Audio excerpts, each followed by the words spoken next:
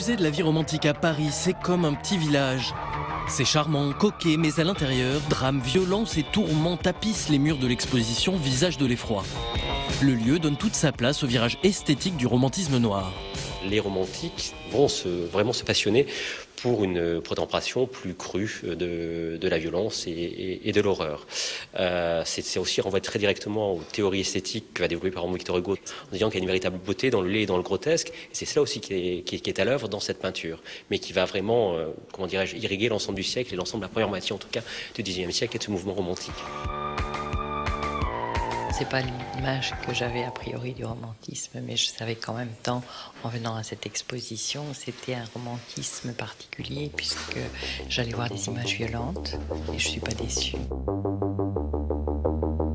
En France, il y a une spécificité dans ce romantisme noir. Il naît sur les ruines de l'Empire, sur les suites d'un traumatisme immense, qui est le traumatisme de la Révolution française, qui va vraiment marquer les esprits, mais aussi les corps, par le biais de la guillotine.